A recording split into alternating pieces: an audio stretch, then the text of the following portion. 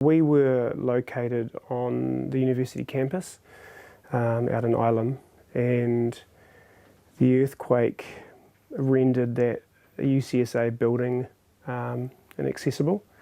All of our broadcasting equipment was located there and up at James Height, which is the library just adjacent across the river. That has a link, STL link up to our transmission site on Huntsbury Hill, and essentially all of those connections went down. It was definitely quite stressful, and everyone was, personally challenged. So there was lots of personal challenges amongst the team. Keeping the team together was almost impossible because everyone had to then start working remotely. There was no set premise. For a good 3 months, we were like, how do we figure out what we're going to do while Christchurch is still essentially in shock? Everyone's in shock. No one knows what to do. Everyone's still reeling from, the death of it. It was so big. It was what you'd call ghetto broadcasting. It was essentially taking in a laptop and jacking it straight into the transmitter. So bypassing all the STL links and everything that gets everything from a studio up to the transmitter. Just going straight in and setting up a playlist, and then going up on a frequent basis and USB exchanging programs over into the playlist and just trying to keep things moving, including ads. I mean, we thought left field about how we could try and maintain breakfast. And so we had our breakfast host.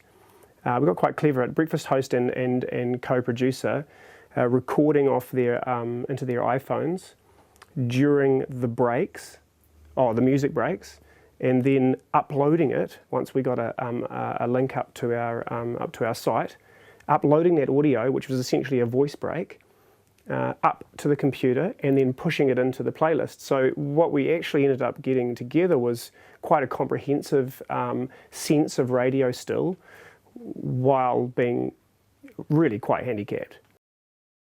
The float appeared, and I just saw this potential because of the volume of space in the back. It holds 2 horses. I mean, it's quite a considerable volume, and it's got a lot of headroom. So, and it's also got a lute on the front. So we had all of a sudden this ability to think, I could see the DJ booth in the front. I can see a proper broadcasting room in the back, and a side door that folds down. Well, that's really close to a stage, isn't it? If I buy a few speakers, perhaps we could even do some live performances. Take it out into the community, get around, and I sort of keep the music flowing. We went out into the community for the next 6 months to a year, I think, and we did over 16 live-to-air broadcasts from the stage kind of set up. So we would do a remote broadcast up to our transmission point, and we would record the live performance of a number of different musicians, local musicians and artists. So we'd drive around to different locations around town and make that, kind of make that connection back with the community and kind of make ourselves visual. And that was a really great dynamic that previously RDU'd never had. We were never visual, and then all of a sudden we went from being invisible to being really visible. So out in the community, driving around, big truck, big horses on it, RD United, our brand's all over it. It's like, you can see it a mile off. When we came to thinking about how we could work with the resources NZ On Air said they might be able to make for us if we were able to propose a concept that they would be interested in, this idea of capturing live performances from bands who were affected, who were there, the creativity that came from it, and in many cases, the range of creativity, I think it's really clear on the documentary, and to capture those things, to encapsulate them in a period in time, I think that it says a lot. Historically, it will be really great for the musical community to be able to refer to that documentary and have it, in a sense, they've got a mood, they've got a sense of what the creative response was.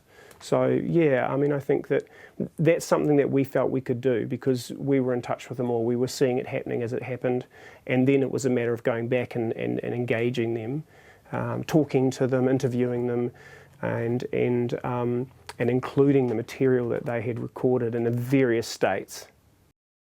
And there's been a lot of feedback from our audience, a lot of it anecdotal, but albeit anecdotal, I think very valid feedback saying it's crucial to their sanity. Music plays a big part, and getting a good, filtered, intelligent, emotional program of music, whatever range of emotion you're into, it's been available always from RDU, and I think that is something that we felt very strongly about maintaining. There was never a case of we should give this up. That's just never going to happen.